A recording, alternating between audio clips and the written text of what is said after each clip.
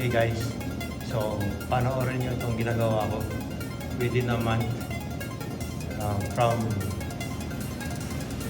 86 kilos, 79 na lang ako ngayon.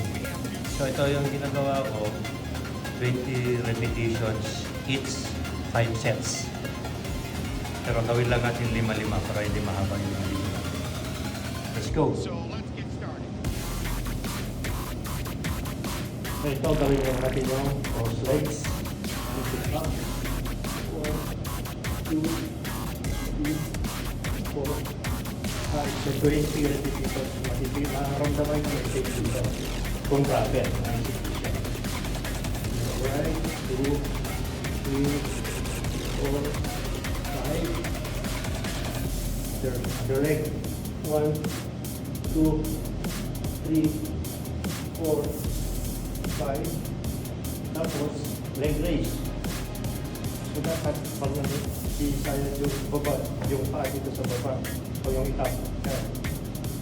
1, 2, 3, yan. So, 4, 5, 20, and then fourth screw.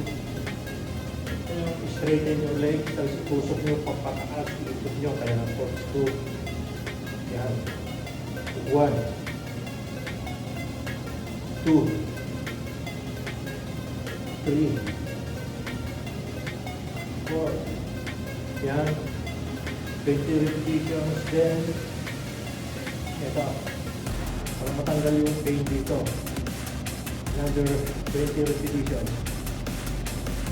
Yan.